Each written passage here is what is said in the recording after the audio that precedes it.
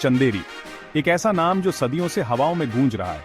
बुंदेलखंड के मैदानों को निहारता हुआ एक पहाड़ी की चोटी पर स्थित एक किलाबंद शहर। समय की शुरुआत से ही यह एक मूक प्रहरी के रूप में खड़ा है, जिसने साम्राज्यों को उठते और गिरते देखा है। इसका दिल बहादुर राजाओं और उनके अटूट साहस की कहानियों से धड़कता था। चंदेरी की विरासत राजपूतों की वीरता में डूबी हुई थी। उनकी कहानियां इसकी प्राचीन दीवारों के भीतर गूंज रही थी। उनका वंश सम्मान और बलिदान का था। उनका भाग्य शहर की आत्मा से जुड़ा हुआ था। राजपूत जमकर स्वतंत्र, अपने शौर्य के लिए प्रसिद्ध थे। वे युद्ध के मैदान के शेर थे। उनकी दहाड़ पृथ्वी की नींव को हिला देती थी। लेकिन हर सूर्योदय एक नई सुबह की शुरुआत करता है, और चंदेरी के लिए खून से एक नया अध्याय लिखा जाने वाला था। बाबर, महत्वाकांक्षी तैमूर वंशी राजकुमार, ने भारत पर अपनी नजरें जमा ली थी। अपना साम्राज्य स्थापित करने के सपने से प्रेरित होकर उसने खतरनाक हिंदू कुश को पार किया था। उसकी निगाहें दिल्ली के चमकते पुरस्कार पर टिकी हुई थीं। जीत पर जीत मिली और उसकी बढ़ती ताकत की फुसफुसाहट भारत के हृदय तक पहुंची। उसकी सेना कठोर योद्धाओं की एक विविध शक्ति उसकी महत्वाकांक्षा का प्रमाण थी। मध्य एशिया के मैदानों से लेकर अफगानिस्तान के पहाड़ों तक उसने उन्हें एक दुर्जेय युद्ध बल में ढाल दिया था। उनकी वफादारी उनके ब्लेड के स्टील की तरह अडिग थी। चंदेरी अपने सामरिक महत्व और महान धन के साथ मेरी महत्वाकांक्षाओं का एक प्रमुख लक्ष्य बन गया। युद्ध की आहट चंदेरी के राजपूत शासक मेदिनी राय के कानों तक पहुंची। वह मुगल सेना की ताकत जानता था, लेकिन बेफिक्र रहा। चंदेरी कभी नहीं गिरी थी और उसने अपनी आखिरी सांस तक इसका बचाव करने की कसम खाई थी।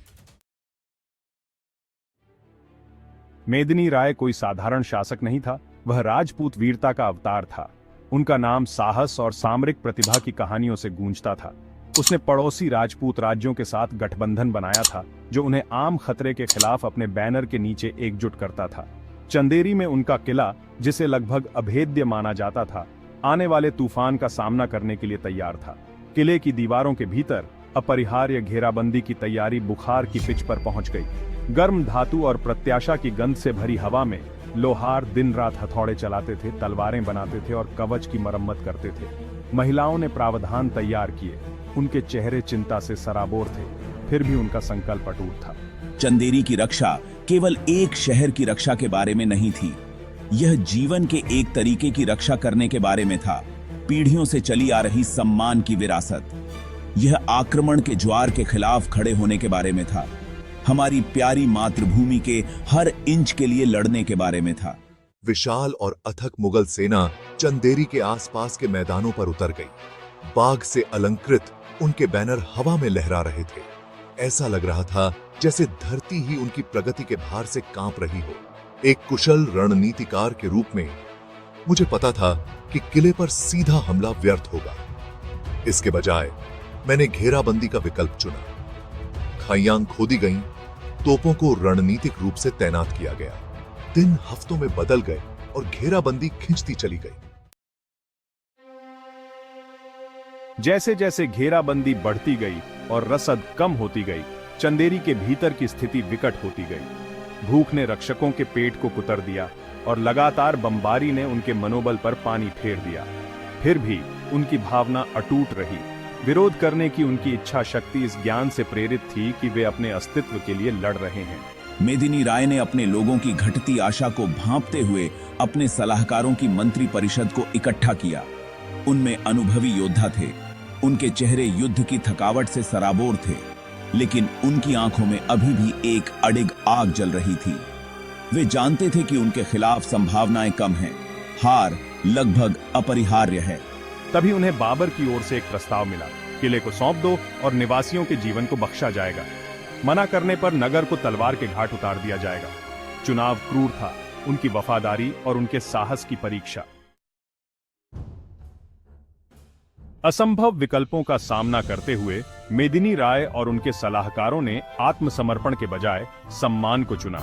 वे जानते थे कि मृत्यु उनका इंतजार कर रही है, लेकिन वे यह भी जानते थे कि उनका बलिदान आने वाली पीढ़ियों के लिए प्रेरणा का काम करेगा। राजपूत महिलाओं ने अद्वितीय साहस और भक्ति प्रदर्शित करते हुए दुश्मन के हाथों अपमान से बढ़कर मृत्यु को प्राथमिकता देते हुए जौहर करने का फैसला किया।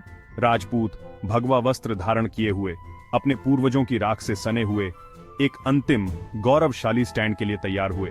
वे किले से बाहर निकल पड़े, उस द्वार से जिसे हमेशा के लिए खूनी दरवाजा, रक्त का द्वार कहा जाएगा। जो लड़ाई हुई वह युगों युगों तक याद रखने वाली थी। हताशा और प्रतिशोध की प्यास से भरे राजपूत घायल शेरों की तरह उग्रता से लड़े। उन्होंने मुगल रैंकों के माध्यम से अपना रास्ता बना लिया। उनका हर प्रहार उनके अटूट साहस का प्रमाण था। घंटों तक लड़ाई होती रही। जमीन गिरे हुए लोगों के खून से लाल हो गई। उनकी वीरता के बावजूद राजपूत संख्या में कम और पछाड़ दिए गए, अंततः अभिभूत हो गए। चंदेरी का शेर मेदिनी राय युद्ध के घने इलाकों में गिर गया। उसका नाम हमेशा के लिए राजपूत वीरता के इतिहास में अंकित हो गया। मुगल सेना, लेकिन राजपूत प्रतिरोध की उग्रता से हिल गई, चंदेरी में प्रवेश कर गई। एक समय में राजपूत गौरव का प्रतीक शहर खंडहर में पड़ा था, जो युद्ध की क्रूर कीमत का प्रमाण था। बाबर हालांकि विजयी हुआ, कहा जाता है कि वह अपने विरोधियों के साहस और बलिदान से बहुत प्रभावित हुआ था। चंदेरी की लड़ाई हालांकि बाबर के लिए एक सैन्य जीत थी, भारी कीमत पर आई। इसने राजपूतों की अदम्य भावना, विपरीत परिस्थितियों में उनके अटूट साहस को प्रदर्शित किया। खूनी दरवाजा, रक्त के द्वार की विरासत, संघर्ष की मानवीय कीमत की मार्मिक याद दिलाती है। ये राजपूतों की वीरता, सम्मान की उनकी अटूट भावना और अपनी मान्यताओं के लिए मृत्यु तक लड़ने की उनकी इच्छा के प्रमाण के रूप में खड़ा है। आज सदियों बाद उस भयानक लड़ाई की गूंज अभी भी चंदेरी की दीवारों के भीतर गूंजती है। शहर हालांकि अपने अतीत से जख्मी है, लचीलापन के प्रतीक के रूप में खड़ा है। इसका इतिहास साहस, बलिदान और अपने लोगों की स्थायी भावना के धागों से बुना हुआ एक टेपेस्ट्री है। चंदेरी की कहानी केवल इतिहास की किताबों तक ही सीमित कहानी नहीं है। यह एक ऐसी कहानी है जो प्रेरित करती रहती है, हमें साहस, दृढ़ विश्वास और मानव भावना की स्थायी शक्ति के महत्व की याद दिलाती है।